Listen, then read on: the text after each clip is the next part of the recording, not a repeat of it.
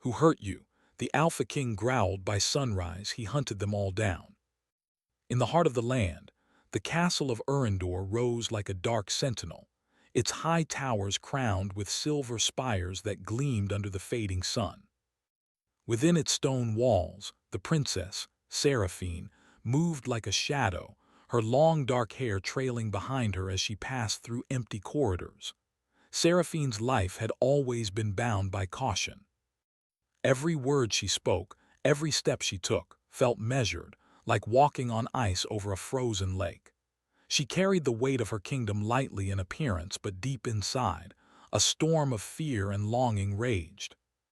The curse that clung to her bloodline was no story to frighten children. It was real. Those who drew near her often fell victim to misfortune, their lives unraveling in ways both cruel and subtle. She had learned, through bitter experience, to hold her heart behind walls no one could breach. But tonight, something stirred in the wind. The scent of smoke lingered faintly, and the shadows in the castle corridors seemed to lean closer as though listening. Seraphine paused, her hand brushing against the cold stone wall, eyes narrowing. She was not alone. Far to the north, beyond the jagged cliffs and dense forests of Urindor, Kalen, the Alpha King of the northern clans, rode swiftly across frozen plains. His black cloak billowed behind him, and his dark eyes burned with a fierce intensity. He had heard whispers of a princess in peril, of a curse that tainted her blood, and he had felt an unfamiliar pull in his chest, a pull that refused to be ignored. Kalen's arrival was not marked by fanfare. The castle gates had not been opened for him. He did not need them. The castle's walls, strong and ancient, were no match for a man who moved like the storm. He entered silently, a shadow among shadows, his presence commanding yet quiet. It was the kind of presence that made the brave hesitate and the fearful shiver. Seraphine sensed him before she saw him. The sudden awareness of someone near, someone strong, made her heart skip. She spun, her gown flowing like black water, only to see him standing in the corridor, the torchlight glinting off the edge of his sword. "You should not be here," she said, her voice steady, though the pulse of caution thrummed in her ears. "I go where I am needed," Kalen said, his voice deep and calm, yet edged with something dangerous, almost like a growl held beneath the surface. "I am told you are in danger. I am here to ensure no harm comes to you." Seraphine studied him, her instincts telling her to flee, but curiosity rooted her to the spot. There was power in him, a raw force that made the very air around him feel charged.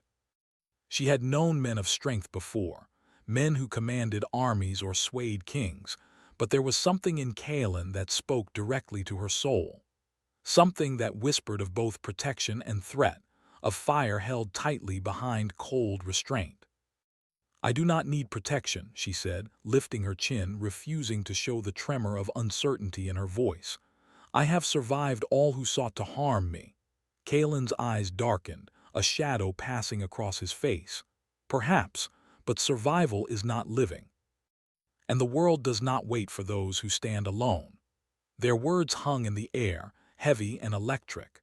Neither moved, yet the tension between them crackled as if a storm were gathering unseen. Seraphine felt herself drawn to him despite her better judgment. She had been taught to fear, to distrust, to hide, but Kalen stirred something dangerous within her, a longing she had tried to deny. Hours passed in silence, broken only by the distant howl of wolves in the mountains. Seraphine returned to her chambers and Kalen lingered outside, vigilant. He had sensed the first tremors of trouble, a shadow moving unnaturally through the halls, the faint scent of death on the air. Someone was coming for her, and he would not allow it. That night the castle was alive with unseen threats. Shadows moved unnaturally along the walls, and the cold stone floors seemed to whisper secrets. Seraphine could not sleep.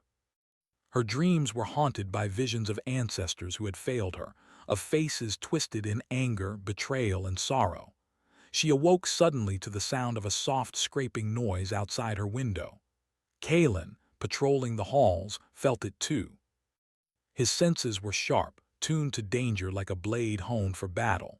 He moved swiftly, every muscle coiled, eyes scanning the darkness. The castle, usually silent under the moonlight, felt alive with threat. Someone was intruding, slipping past guards and wards alike. Seraphine approached the window, drawn by a strange compulsion she could not name. She felt the chill of fear, but also a spark of defiance. She was not a pawn to be captured or a curse to be exploited. She was Seraphine of Urindor, and she would not be caged. Outside in the shadowed courtyard, Kalen's hand rested lightly on his sword. His breath was steady, controlled, but his eyes were sharp. He sensed the presence of a predator. Whoever approached was no ordinary thief or assassin. They carried intent as dark as the night itself. Suddenly, a figure darted from the shadows, swift and silent. Kalen moved in an instant, intercepting the threat before it could reach Seraphine's window. His sword gleamed in the torchlight as he blocked the strike, eyes meeting those of the intruder. "You should not have come," he said, his voice low, carrying the weight of command and fury. The figure hesitated, then vanished into the darkness with unnatural speed, leaving only a faint echo of malice in its wake. Kalen's gaze returned to Seraphine's window. "You see," he murmured, "you are not safe, not even here." Seraphine felt a tremor run through her chest, part fear, part something she could not name. She had known danger all her life, yet never had it felt so close, so personal. She wanted to deny it, to retreat, yet some part of her ached to believe in him, in his promise of protection. "You cannot stay here forever," Kalen said, his tone softening just enough to be almost tender. "And I cannot leave you to face this alone." Seraphine's eyes met his, and for a moment the world narrowed to just the two of them. A storm of longing and fear, of trust and doubt, raged silently between them. She wanted to speak, to tell him to leave, to save herself as she always had, but the words would not come. Her heart, stubborn and foolish, beat with a rhythm she could not deny. As the first light of dawn brushed the edges of the mountains, a new shadow appeared, a whisper of danger she had not yet faced. A single, delicate token lay on the windowsill, a black feather, slick and dark as night, etched with a faint symbol she had seen only in the forbidden histories of her family. Kalen's hand tightened on the hilt of his sword. "By sunrise," he said through clenched teeth, "I will hunt them all down." Seraphine's breath caught, her pulse quickening. She knew instinctively that his words were not a threat but a promise that could save her or bring them both into the storm that awaited. And in that frozen moment, as the mists of the night receded and the first rays of light touched the castle walls, she realized something that frightened and thrilled her in equal measure. The Alpha King was not just her protector. He had become her storm. The first light of dawn spilled over the mountains of Urindor, painting the kingdom in pale gold and silver. The mist that had clung to the valleys all night began to lift, revealing forests as dark as secrets, rivers that shone like fractured mirrors, and the castle of Urindor standing tall and silent.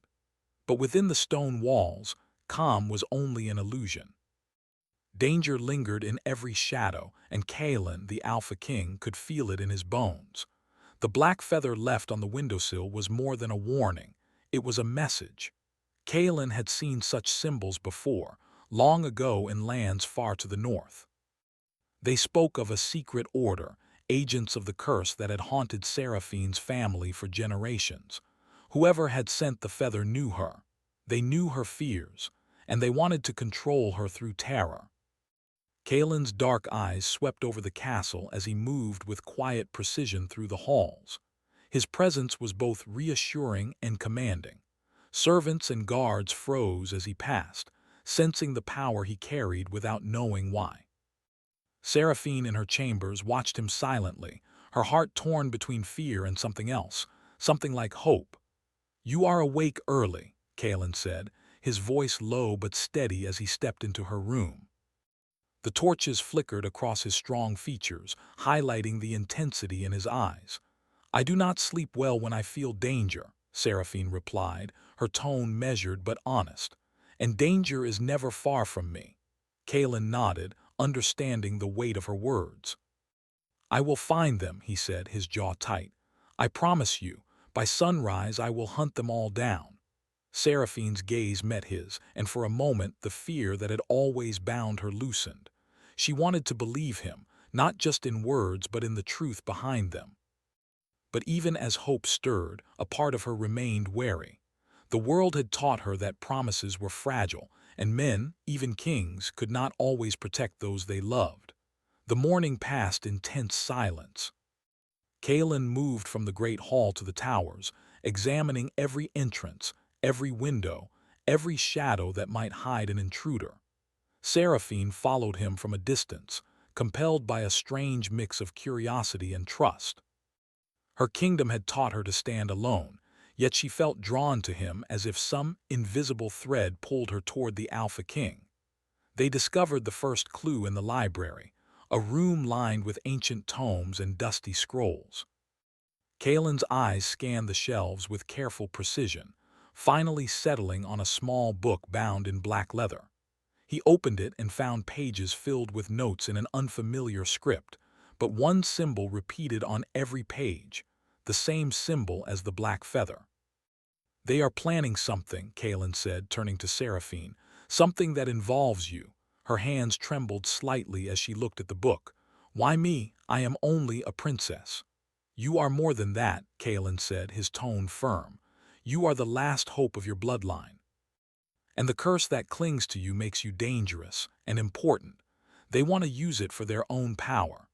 Seraphine swallowed, her throat tight. She had always known her life was different, but hearing it spoken aloud made the danger feel real, almost unbearable. Yet she felt a strange strength in Kalen's presence, as if the world outside the library could not touch her when he stood beside her. By afternoon, Kalen and Seraphine had mapped the castle and surrounding lands. Guards were instructed to watch every entrance, scouts were sent into the forests, and wards were placed to alert them of intruders.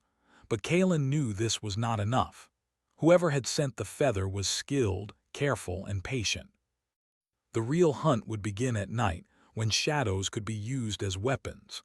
As the sun dipped toward the horizon, the castle began to change.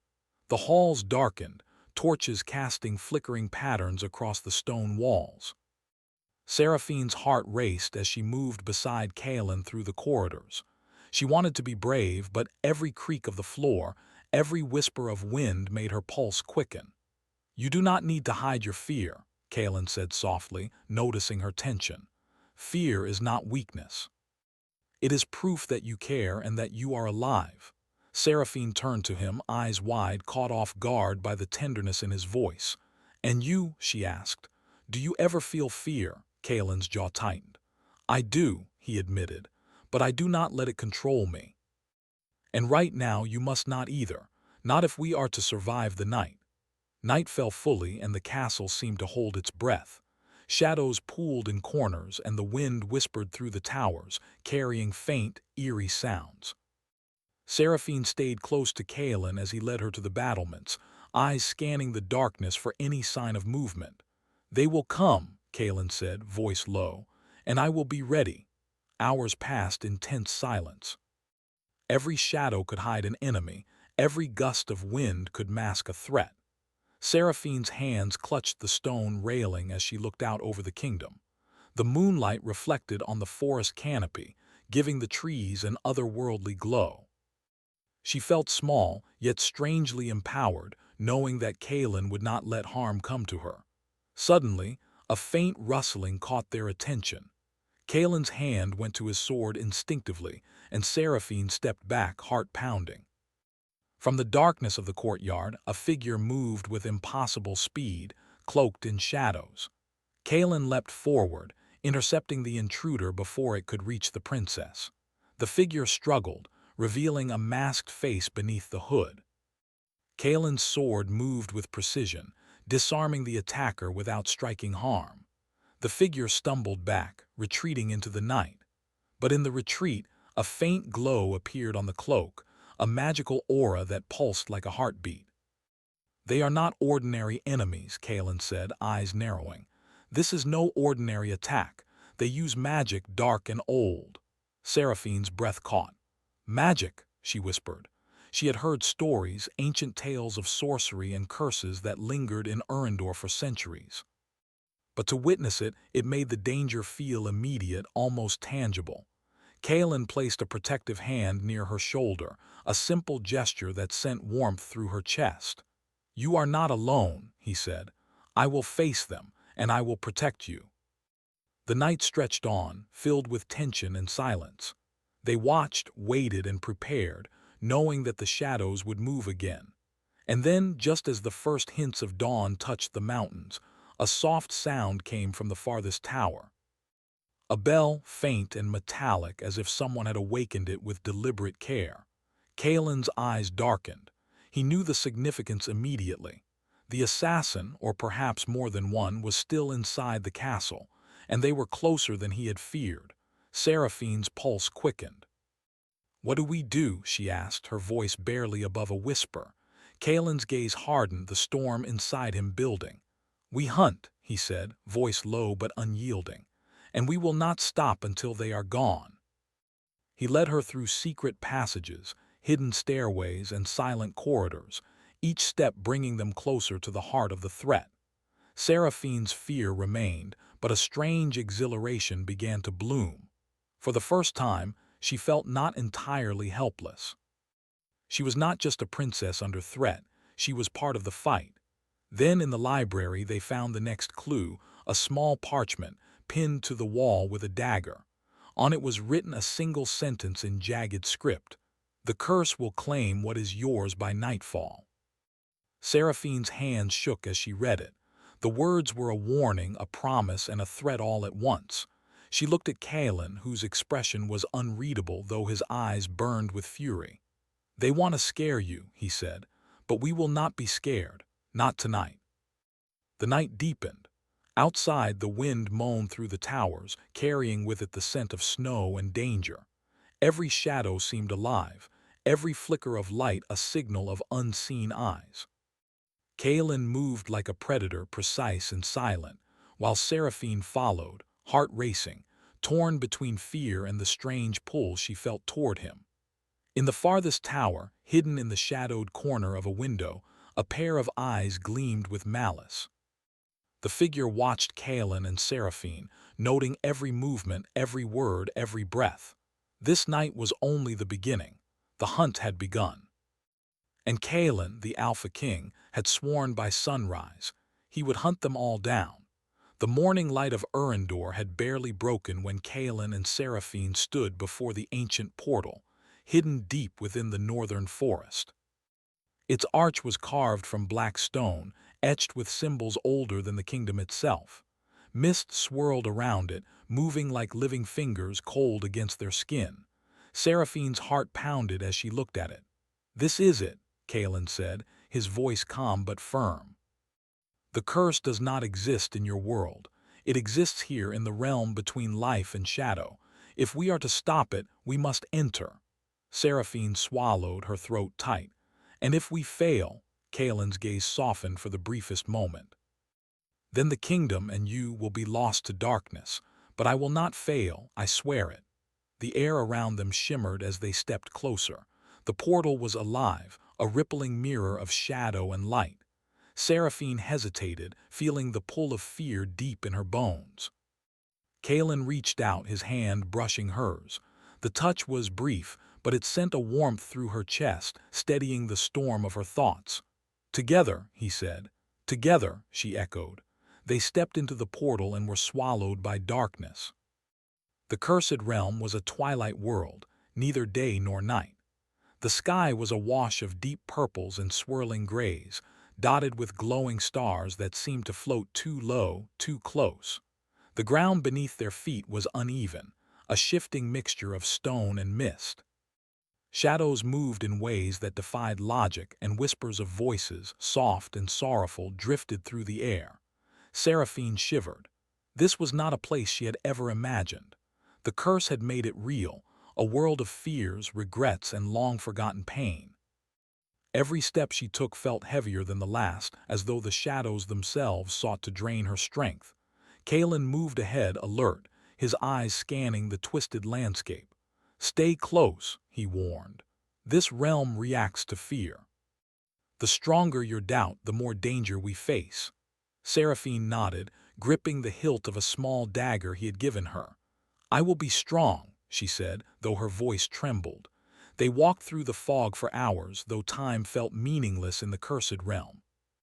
The trees were twisted, their branches like skeletal fingers. Ghostly figures flitted at the edges of their vision, vanishing when they were looked at directly. Seraphine felt her courage waver, but Kalen's presence kept her anchored. "Do you always face danger like this?" she asked quietly, glancing at him. Kalen did not look at her immediately. "I have faced many dangers," he said finally, "but never like this. Never where the fear is alive, where it can touch you, feed on you." Seraphine studied him. Even in this strange, threatening world, he moved with precision, with confidence, as if he belonged to danger itself. And yet, she sensed a vulnerability beneath his strength.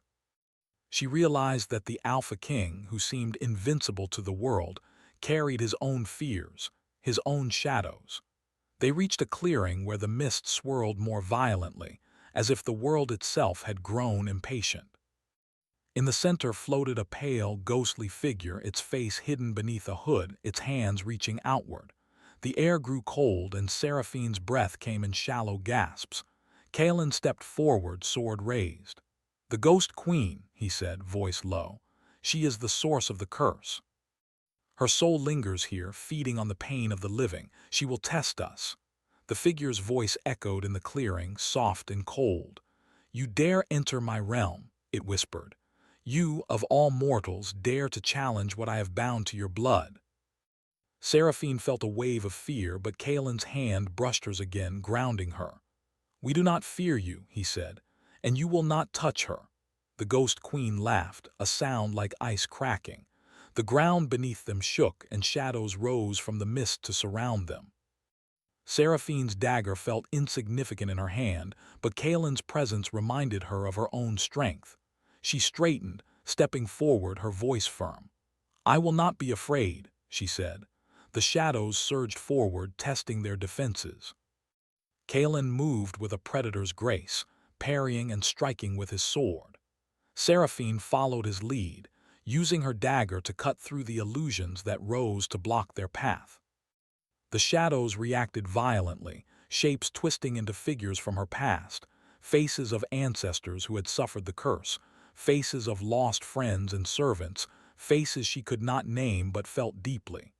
"Remember," Kalen shouted, "this is not real. Do not let them control you."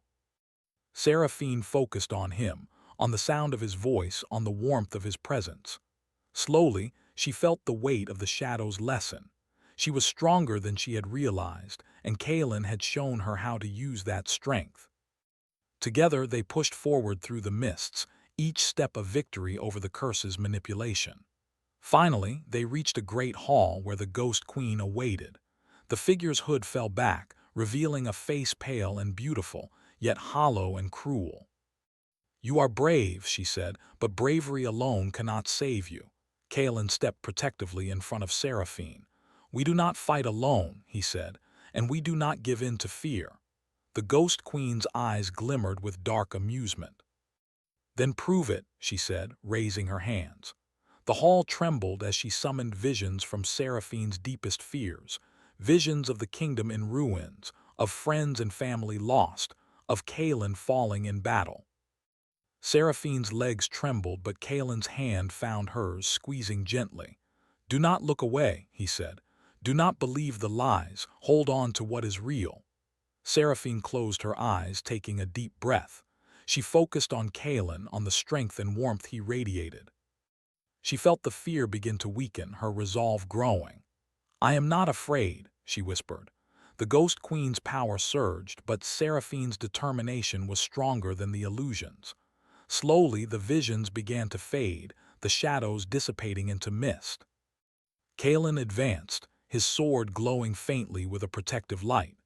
"Now," he said, Together they confronted the Ghost Queen, their combined strength pushing her back, her scream echoing through the cursed hall. The queen's form wavered, and for a moment she seemed almost human, lost, sorrowful, trapped by her own bitterness. Seraphine saw it, and something inside her softened. She understood that the curse had twisted a soul that had once known love and loss, and perhaps compassion could end it where force alone could not. "I will not fight you out of hatred," Seraphine said, stepping forward. "But I will end this curse, so no one else suffers like you have suffered." The Ghost Queen paused, her expression flickering. Then, with a sigh that sounded like the wind through dead leaves, she vanished, leaving behind only a faint glow that slowly faded into the hall. The mist lifted and the cursed realm began to dissolve around them. Kalen lowered his sword, breathing heavily. "You did it," he said, amazement in his voice. "You broke her hold." Seraphine looked at him, exhaustion and relief mingling in her eyes. "We did it," she corrected. Together, for the first time, they allowed themselves a small, fleeting moment of peace. The danger was not over. This realm had been a test, and more challenges might await, but they had survived, and they had survived together. As the portal back to their world shimmered before them, Seraphine hesitated. She looked at Kalen, her chest tight with unspoken emotions. I do not know if I could have done this without you," she admitted softly. Kalen's gaze softened, and he took her hand in his. "You are stronger than you realize," he said. "I only reminded you of it." Her heart leapt at his words, a mixture of warmth, admiration, and longing that left her breathless. She wanted to say more, to reach for him, but the cursed realm's echoes whispered that they were not yet safe. The real world awaited, and with it, new threats that would test them even further. As they stepped through the portal, the mist of the cursed realm dissolved, leaving the sunlit forests of Erendor before them. They were back, but the shadow of the curse still lingered, faint and insistent. Seraphine knew that the kingdom might be safe for now, but the enemy was still out there, waiting for another opportunity. Kalen tightened his grip on her hand, sensing her thoughts. "We face it together," he said. "Whatever comes next, we face it together." The sun had barely begun to rise over the mountains of Erendor, spilling pale gold and silver across the kingdom. The castle, once shadowed by fear and the curse, now stood quiet, but calm was only surface deep. Kalen and Seraphine knew that the true danger was not over. The enemy, the one who had orchestrated the curse, was still out there, hidden in darkness, waiting for the perfect moment to strike. Kalen's dark eyes scanned the horizon from the castle battlements, the morning mist curling around him like smoke. He did not speak. His mind was focused, calculating, and alert. Beside him, Seraphine leaned against the stone railing, her dark hair catching the light, a quiet resolve in her eyes. "I thought the curse was over," she said softly, breaking the silence. Kalen's gaze did not waver from the horizon. "The curse may have weakened, but the threat is not gone. Whoever orchestrated this knows our strength now, and they will come again."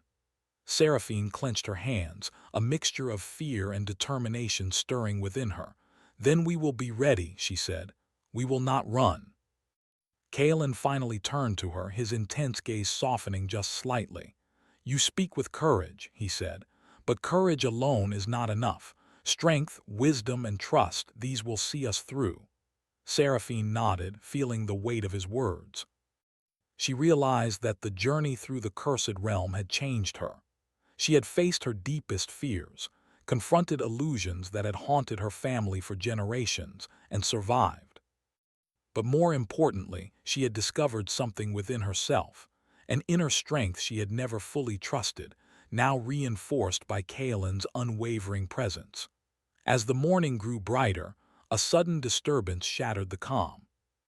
A faint ripple in the air, almost imperceptible like the shiver of a hidden wind.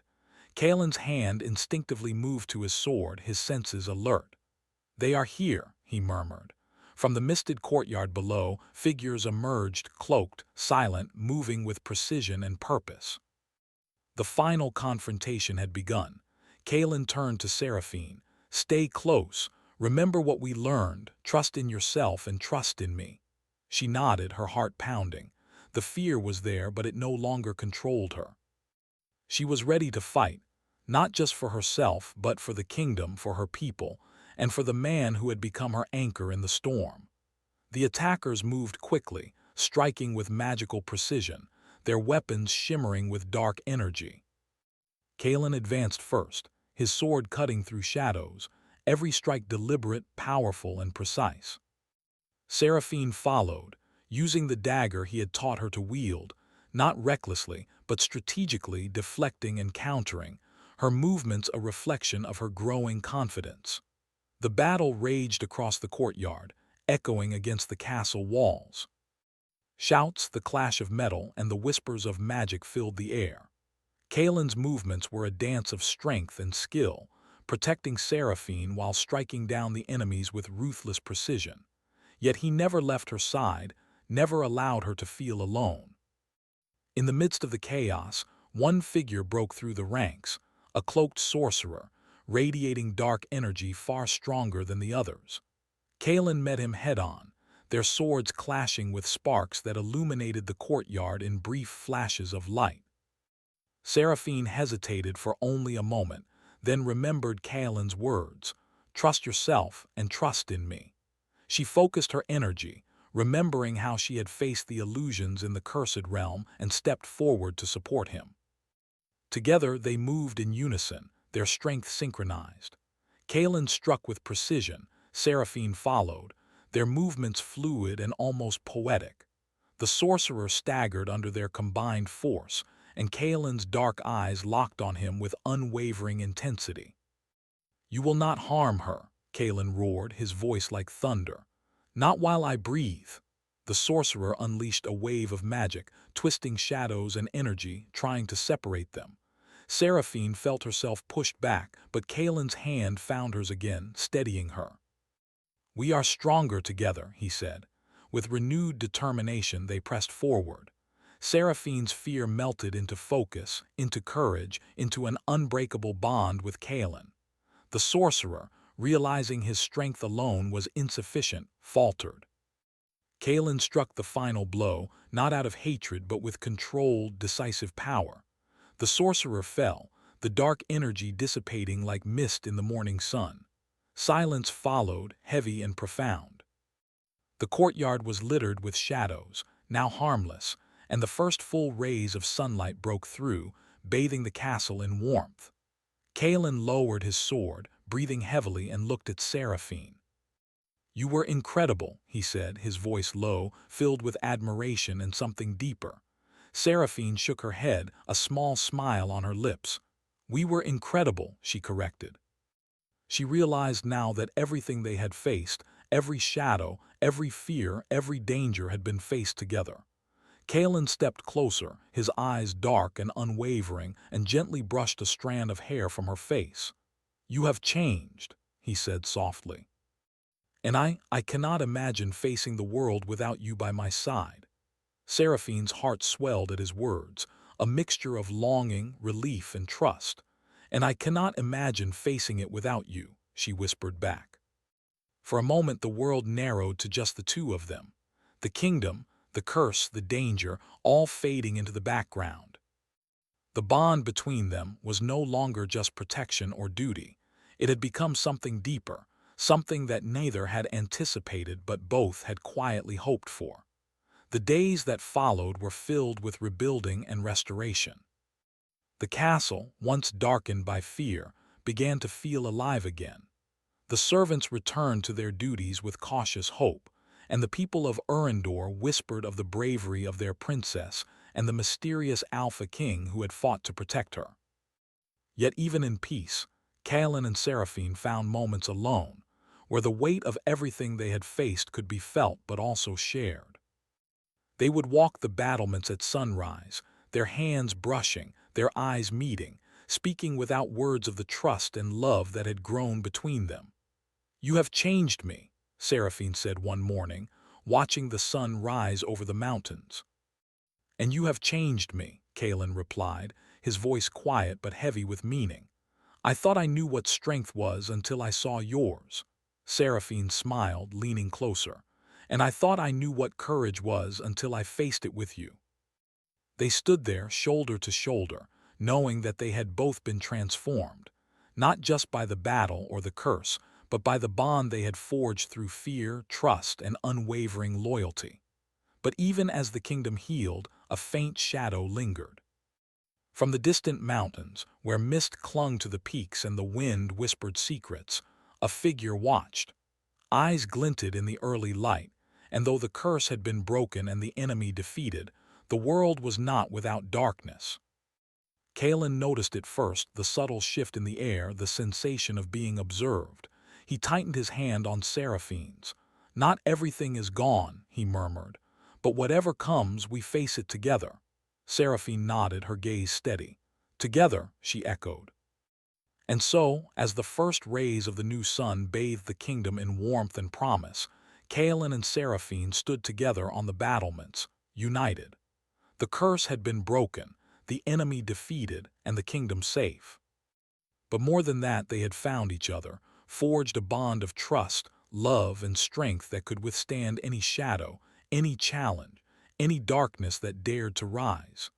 In that moment, it felt as though the world held its breath, waiting for what would come next. And Kalen, the Alpha King, and Seraphine, the Princess of Urendor, knew that together they could face anything, because the bond they shared was stronger than fear, stronger than magic, stronger than any shadow that dared to linger.